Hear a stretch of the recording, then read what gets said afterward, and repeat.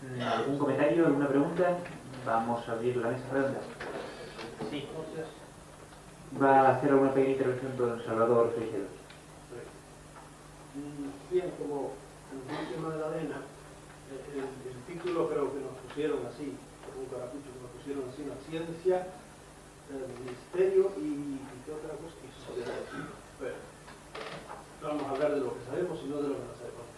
A mí me gustaría, ¿verdad?, hablar de la ciencia, pero la dejamos un poco, ¿no? Porque claro, sería entrar en filosofía.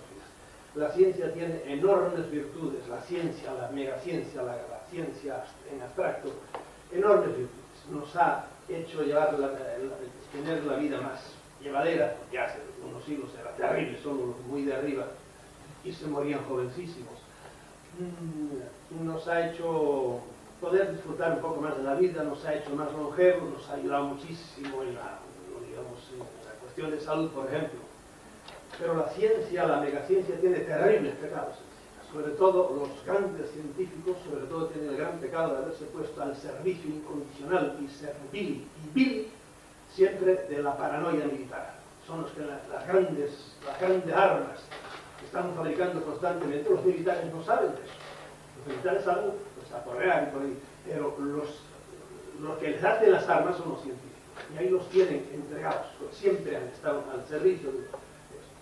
Y luego tienen el gran pecado, por ejemplo, de callarse. Ha habido en la historia de la ciencia, ha habido cosas terribles. Ayer precisamente me enteré de una de estas mentiras oficiales que se han estado manteniendo por años, era la fluoración. Se le echa flúor al agua y las pastas de dientes. Es una mentira terrible, terrible. Y los científicos se han prestado a eso. Eso fue en la guerra, en la Segunda Guerra Mundial, le sobraba, de sacar aluminio a toda velocidad a las grandes fábricas, le sobraba flúor. No sabían qué hacer con él, y además les daba el flúor con algo, mezclado con algo. Y entonces hicieron que los científicos dijeran que eso era bueno para los dientes y por ahí. Y estuvieron fluorando las aguas y ahora ya están empezando a prohibirlas porque ven que a la larga es muy malo para el organismo, ¿verdad? Y eso es uno de los pecaditos de los muchos. Otro pecado que han tenido siempre pues ha sido, nosotros creemos que los científicos viven así, no se pelean entre ellos terriblemente a ver a quién dan el premio Nobel. Bueno, léanse el libro de Doble Helix, la doble hélice, escrito por uno de los descubridores del ADN, no me acuerdo ahora cómo se llama, un inglés. Y ahí describen las peleas que hay entre ellos, terribles. Y luego tienen la historia de Darwin, por ejemplo, la historia de Pasteur, pero a Sobayó, como decimos en gallego, al verdadero inventor descubridor de los microorganismos y por ahí. Estos días tenemos la pelea de Gallo, el americano que dice que no, que él fue el que descubrió del SIDA, que es otra tremenda mentira lo que está pasando con el SIDA, porque hay gente que se está haciendo multimillonaria con el SIDA y con el cáncer. Según dicen, 2 premios Nobel, al que le dan el AZT, a él se le inyectan el SIDA. Y sin embargo, ahí sí que lo ven. Bien, vamos a dejar la ciencia. Como ven, yo no soy muy amigo de la megaciencia como tal, aunque les digo que la ciencia nos ha hecho muchas cosas buenas, pero lo dice un científico, mire, ahora acaba de morirse el señor, ustedes conocerán de sobra, Carl Sagan. Carl Sagan fue un gran científico y un gran mentiroso, porque Carl Sagan, conociendo todo lo que conocía de los ovnis, conocía muchísimo de ovnis. ¿Por qué? Porque los militares le pasaban información, sin embargo estuvo hasta el último momento negando la existencia de los ovnis. ¿Y por qué lo hacía? Pues porque sí, porque les pagaban por eso y porque quería colaborar con el régimen. Y lo mismo le ha pasado a otro gran mentiroso fue un astrónomo llamado Menzel, al cual 20 años después que se murió, siempre negó toda la existencia de ovnis. 20 años después que se murió se descubrió que en la CIA le pagaba a él por internamente, decía, esta gente viene de fuera del sistema solar. Era un gran astrónomo. Y era el que aconsejaba a Truman y aconsejaba después a Eisenhower, y pertenecía al cogollito de los que sabían todo el secreto de los ovnis. Pero sin embargo él para afuera siempre negaba la existencia y siempre lo explicaba de una manera o de otra. Bien, dejemos eso ahí. ¿De qué les hablo yo? Estoy hablando de eso. De misterio, verdaderamente, la vida. la vida es un misterio. Para ser, a medida que ustedes vayan avanzando en la vida, verán que esto no tiene, mientras no evolucionemos violentamente, y no lo podemos hacer violentamente, 50 generaciones más adelante, estas 2 libras de gelatina gris que tenemos aquí, mientras sigan siendo las que son, no podremos entender qué es la vida, para qué venimos acá, por qué estamos aquí, a dónde vamos después, si vamos a algún sitio, hay un más allá. Todas las filosofías, todas las religiones se han vuelto locos explicando eso. Todo es un juego. Del más allá nadie sabe absolutamente nada. Dígalo quien lo diga. Y les habla un ex padre jesuita que tuvo 30 años. No sabemos nada absolutamente. ¿Qué hay que hacer? Hacer lo que creamos que haya que hacer. Y sal de este mundo habiendo hecho evolucionar tu mente y en el más allá, lo que sea, sonará. Pero yo ciertamente no sé absolutamente nada. Misterio. Todo es un misterio. Yo cuando veo una nuez, abran una nuez y miren, y eso es un cerebro humano. Y uno mirando eso, dice, Señor, ¿qué clase de árbol hay? Déjenla, pónganla en su sitio, de modo que entierren y que ese cerebrito vegetal se dé cuenta de que hay la humedad que tiene que haber y que está la profundidad que tiene que haber y empiece él a moverse. Y al cabo de 30 años vaya, ¿dónde está la nuez? Un cacho árbol que da cobijo a pájaros de todo el tiempo y que sabe producir otras nueces. ¿Y quién programó eso? Felipe González.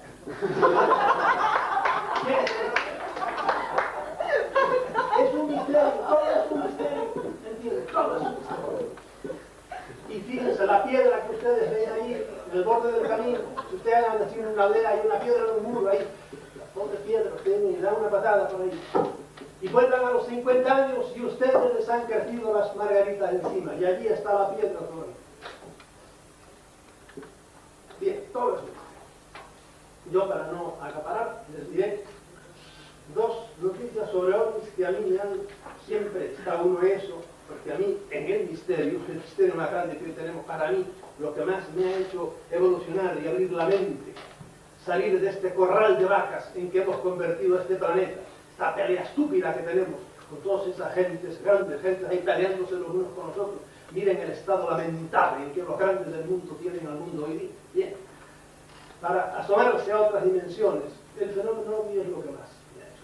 ¿Por qué? Porque entonces me doy cuenta de que el mito de que éramos el centro del universo, nada, somos una esquina de un rincón, de un barrio, de unos seres que medio atrofiados cuando llega otra gente por ahí, a los cuales no podemos entender, porque no los podemos entender. El fenómeno ovni es cada día más misterioso, cada día es más incomprensible.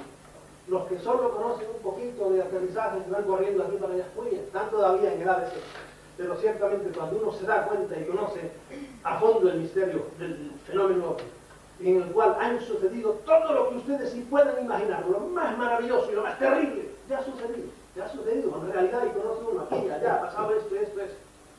Hoy día, quiero decirles, los que hace un poquito tiempo que andamos en esto, sabemos mucho más que hace 20 años. El año 77 hubo un gran congreso, puede ser que haya sido el mayor congreso de ovnis en el mundo, fue en Acapulco. Los que estuvieron allí ya se han ido muriendo, los patriarcas, diríamos, los fundadores, pero no sabíamos nada entonces comparado con lo que sabemos hoy día, porque vamos sabiendo qué es lo que hay en la cabeza de esos señores que vienen detrás. Aunque se nos hace dificilísimo porque tienen unas maneras de actuar completamente contradictorias entre ellos. Y entre ellos es como entre nosotros, se tienen unas guerras terribles y se tienen unas alineaciones entre ellos, tienen unas alianzas tremendas también. Bien, les voy a decir, para que hable si quiere, porque ustedes saben un poco, 2 noticias que me han frapado. Es una palabra que mi mujer y yo usamos mucho. Me han achocado, como se dice en Puerto Rico, estos últimos días. Primero, ustedes habrán oído hablar de Bob Lazar. Bob Lazar es un tipo que es el único testigo que tenemos que ha trabajado en el área 51 y que ha visto los platillos allí, porque él es un medio genial. Ha visto los platillos, aunque no le hagan, cuando iba a su trabajo, esto es en Nevada, una base subterránea enorme. La base de Nevis es comparable casi que le dio a la provincia de San Sebastián, enormes. Las bases, americanos tienen unas bases aéreas y no aéreas enormes, sobre todo en los estados del oeste, porque tienen el desierto todo para ellos, y no dejan acercarse a nada. Yo sé de gente que han llegado allí desde los helicópteros, han querido barrerlos, y les han tirado bombazos y les han hecho volar en el coche en que iban, para que vean si los militares se defienden sus secretos. Pues bien, a este hombre era el único testigo que teníamos. Podía hablarles muchísimo. Magdalena escribió un artículo muy largo sobre el área 51, lo que se está haciendo allí. Los norteamericanos están haciendo probabilísimamente, seguro, con tecnología de arriba, le están haciendo ovnis, ¿entiendes? Y probándolos, y sabemos dónde los están probando, y a veces se les ha caído alguno y ha hecho una radiación tremenda, y ahora los americanos, para callar, están pagándole a la gente a los cuales han llevado, y ahora le están pagando en el hospital para que se callen, pero no se callen. Adiós, gracias. Bien. Ahora acaba de aparecer otro testigo, que se llama Michael Wolff, como Rob, como en inglés. Este señor, también, ¿qué le pasa a este señor? Pues que este ha estado trabajando allí. Y cuando vio a lo que Bob Lazar decía, lo que pasa es que este señor, por ejemplo, está muriéndose de una enfermedad, el señor no es demasiado viejo, pero hoy día los viejos, los que intervinieron y conocen todos los secretos, están yendo de este mundo y dicen, no, pues ya los juramentos que le he hecho al gobierno, al demonio, me voy a ir al otro mundo, y hablan. Y así hay ya como una docena de gentes, altos generales y por ahí, que dicen cosas, pero se lo callan y no se lo dejan a los editores, no encuentran quién se lo dice, etc. Este es uno de estos señores. Voy a resumir porque si no, no acabo. Miren. Figúrense, claro, ustedes no conocerán mucho la política americana. Este perteneció al National Security Council, que es el cogollo del cogollo, lo que puede más que el gobierno americano también. ¿Entiendes? Son políticos y militares que son los que tienen todo el asunto de los ovnis, todo el asunto de las armas militares terribles que tienen. Son unas armas, por ejemplo, para dominar el cerebro. Eso es una cosa increíble. Y mucho es con ayuda de los de arriba. Ya desde de la década del 50, pues este señor perteneció a ese cogollito de pocos, porque era un gran político y un gran militar. Era un político de grandes vuelos, de los que no sale en los periódicos y por ahí, que no es ministro, nunca llega ministro o secretario como dicen los americanos, pero tiene más poder que ellos. Bien. ¿Qué dice? ¿Qué dijo él? A mí me han animado a hablar ciertos miembros del gobierno, que son jóvenes y bueno, ya está bueno que tengamos esto en secreto. Trabajó en el área 51. Preguntado si era cierto que tenían algún ovni capturado, dijo cosas que ya nosotros sabemos, los que andamos en esto. Pero ahora es un señor ya que sí, que lo testifica él y que lo escribe en un libro que se llama The Catchers of Heaven, que no lo encontrarán en España seguramente. Los catchers es un término del juego de béisbol, los agarradores del cielo. No tiene mucho sentido el título. Preguntado, dijo, si tenían algún ovni capturado, dijo, creo que son 9 o más, pero no están funcionando. No son 9, son más de 40 los que se han caído. Ante los cuerpos muertos de ellos, me pregunto, dice él, si no estarán esperando el día en que nos atrevamos a mezclar su ADN con el nuestro y hacer un híbrido. Y puede que eso haya sucedido allá. Claro que ha sucedido allá. Híbridos, seguramente que hay híbridos, no lo duden un momento. Bien, este señor vio las declaraciones de un gran amigo nuestro, con el cual nos hemos encontrado ya varias veces en México y en Puerto Rico, que se llama Bob Dean, que era también militar, coronel, y que está hablando mucho ahora. Pues bien, cuando vio esto dijo, este individuo está diciendo cosas que yo sé, y dice que ha leído un famoso assessment cuando estaba aquí la NATO en Europa, y yo he leído ese libro, entonces habló con él, y efectivamente los dos estaban de acuerdo. Sí, yo leí aquel libro también, que era un libro secretista. Dijo, yo tengo que ver a este hombre. El gobierno de Norteamérica ha tenido, le preguntaron si había tenido relaciones, el famoso trato, el gobierno con la gente de arriba, ha tenido sí relaciones con los alienígenas. Llámense tratados o conversaciones, pero ha habido encuentros. Lo sabíamos. El año 64 fue el primer contacto oficial, fue en la base de Holloman. Creo que si lo tratado fue que se podían llevar algunos seres humanos para obtener semen y óvulos, la verdad es que no han sido unos pocos. Se han llevado cantidad de gente. En general la devuelven. pero bastante traumatizada. ¿Por qué? Porque hay algunos de ellos que están locos queriendo hacer híbridos. Le preguntaron, ¿hay solo un grupo de extraterrestres? Dijo, no, ha sido con varios, el trato ha sido con varios. Sé que los de tipo nórdico están muy relacionados con los grandes llamados grises. A mí los grises, dijo, siempre me han tratado bien.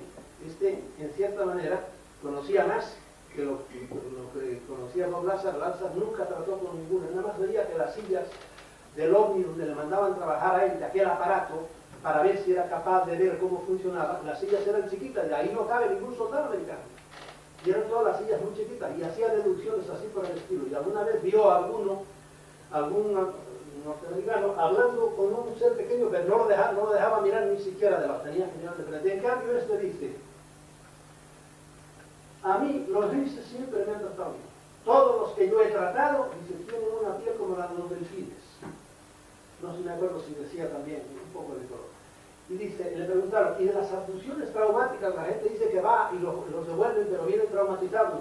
Y él explicó una cosa muy larga, que yo no resuelvo esta frase. Bueno, es natural, dijo él, ante una cosa tan rara y tan inesperada es natural que vengan traumatizados. Le preguntaron, ¿creen que ha llegado el tiempo de hablar? Sí, ya es hora. Porque a mí me dicen los jóvenes, a ver si tú ayudas a que nuestro gobierno deje de decir mentiras, porque es un descrédito total. Y él me acaba diciendo en una larga entrevista, yo lo digo todo en el libro ese de The Catches of Hell, editado en Pittsburgh. Esto es para mí muy importante porque es un nuevo testigo. Y muchas padre Miguel, que yo termino ya. Otra cosa que es increíble. Esto no me lo van a creer, yo tampoco lo dejo en el aire, pero no lo invento yo, les digo de dónde está sacado. Mire, todo esto ha sido respaldado por nada menos por la Science News, que es una revista serísima, de esas que no se quieren nunca pringar nada. Sin embargo, la Science News publicó esto. Este es otro individuo, que se llama Norman Berglund, que ya está también retirado. Este hombre perteneció, antes de la NASA había una institución que se llamaba NACA, que era casi igual que la NASA. En vez de la S era una C porque era comité de tal. Luego se convirtió eso en NASA. Él estaba ya de los fundadores de la NACA y luego fue de la NASA. Bueno, este es el que está hablando ahora también. ¿Y por qué está hablando este? Porque se va al otro mundo y dice, voy a largar. Y menos mal que hay gente que ama más a la humanidad que a su patria. ¿Qué dijo este? Bueno, sabemos que el Voyager mandaron los americanos por ahí arriba, dispararon dos cohetes, el Voyager 1 y el 2, que fue a final del 79, el 80, 81, por ahí era, por esas fechas. Cuando las fotografías que mandaron los dos eran unas fotografías, venían cosas muy raras, y enseguida lo taparon y no todo el mundo se quedó sin saber nada más. Hubo cierto revuelo entre los astrónomos que conocían de esto y nada más, y se quedó la cosa callada. Pasaron años. Entonces, ahora mandaron los norteamericanos también el famoso Hubble, que es un telescopio, que se lo metieron a uno de esos cacharros que mandan para arriba y está sacando una fotografía larga, desde allá arriba, ya sin atmósfera y eso. Bueno, el Hubble resulta que el 22 de mayo del año 95 y el 10 de agosto del año 95 tomó unas fotografías de un objeto largo, muy largo, no satélite, que estaba, ojo, el Voyager fue a Saturno, fue una cosa para Saturno, andaba dando vueltas alrededor de Saturno. Eso fue el año, en febrero, el 22 de mayo del 95 y el 10 de agosto del 95, de modo que como ven, hace un añito ahora. Pero el 21 de noviembre del mismo año 95 tomó fotos de dos objetos enormemente brillantes y muy grandes. Pero unos días después sacaron otra fotografía y los objetos ya no estaban. Y dice Berglund, una de dos, o se habían movido, cosa que él no lo cree, o los habían hecho desaparecer. Nosotros no es que conocemos, yo sé del caso de un individuo, y esto lo dijo Scott Carpenter, cuya misión única era, cuando las fotos que venían los primeros astronautas de la Luna, lo único que hacía él era borrar las fotos de los ovnis que estaban en la Luna. O sea, los astronautas han visto ovnis en la Luna y tenemos fotografías de los ovnis moviéndose, y hay película, yo las he tenido más, los japoneses son los que andan más rápido de eso. Pues bien, la única cosa que él hacía era borrar las fotos para que no aparecieran. Y entonces la NASA vendía, ustedes pueden comprar esas fotos en la NASA, vende esas fotos, pero sin las fotos de los ovnis, fotos de las montañas de la Luna. Bueno, pues dice Berggruen que probablemente habían borrado eso que andaba alrededor de Saturno. Ya no estaba en esas fotografías. Ahora, ¿qué dice, no sé cuántos años después, este Berggruen de aquellas primeras fotos que en los años 79 vinieron de Saturno? Esto es de no creerse. Son unos objetos que están dando vueltas alrededor de Saturno en forma de cilíndricos, en forma de tubo. Imaginen ustedes los tubos que hay ahora para los alcantarillados, no los cortos, sino los que hay de PVC muy largos, tienen 30 metros o 20 metros. Ahora, imagínense un tubo así, larguísimo, pero en vez de tener de diámetro esto, suelen tener un tubo de alcantarillado de medio metro, póngale a lo mejor 500 metros, 1 kilómetro, debajo de eso cabe un edificio de 100 pisos, debajo de 1 kilómetro. Bueno, pues así es el tubo. Pero lo terrible es, segunda cosa, que este tubo está dando vueltas a Saturno con sus anillos, y el tubo tiene, agárrense, entre 3.000 y 4.000 kilómetros de largo. Es decir, es todo un planeta, todo un... Tercera cosa, está camuflado en el anillo de Saturno. ¿Y por qué saben? Dice Berggruen, este es un gran militar, le digo, y es un gran científico. Dice, está movido inteligentemente. ¿Por qué lo saben? Porque cada ciertos metros, muy largo, tiene tubos de escape, exhaust, como yo dice, para hablar. Y por aquí sale, han visto en los barcos ustedes, en los costados están echando agua constantemente, entonces todo lo que sale, de los agua, de lo que sea. Y en de los 3.000 kilómetros está cada cierto, ¿verdad? Está soltando. Le preguntaron, ¿por qué la NASA no tomó antes fotos? Dice, porque ellos se esconden en sus propios gases. Ustedes saben que los anillos de Saturno es un planeta bestialmente grande. La Tierra tiene 12.000 kilómetros de diámetro y Saturno tiene 120.000 kilómetros, de modo que tiene casi un sol, hay estrellas más pequeñas que Saturno. Pues bien, le preguntaron por qué, dice, porque los gases de Saturno son gases, pero no son gases, son partículas, a veces son de polvo, pero a veces los pedruscos son de 1 metro, y esos son los anillos que están dando vuelta. Él se mete está exactamente siguiendo uno de los anillos, y ahí está. Ahí parece que hay una civilización. ¿Por qué la NASA dice,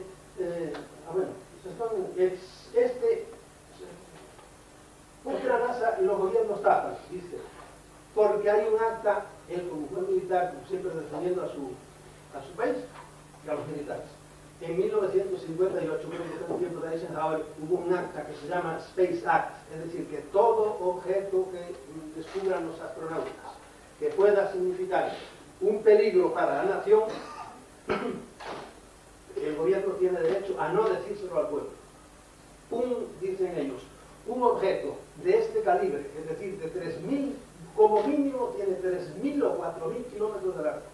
Un objeto de este tamaño es un peligro para nosotros, por lo tanto, y se lo han callado, y él dice que está de acuerdo con que lo tengan callado. Aquí tengo el título. Berggruen se le preguntaron, ¿usted cree eso está inteligentemente dirigido? Claro, tú le dices esto a cualquiera, a un astrónomo, y se ríe, pero yo me atengo a lo que acabo de leer en una revista australiana. Y además, dice él, lo digo todo en mi libro Ringmakers of Saturn, los hacedores de los anillos de Saturno. Y ahí cuenta él toda su historial y toda su cosa. Como les dije, si lo dijera lo hubiese dicho hace 20 años, fácilmente lo barrían.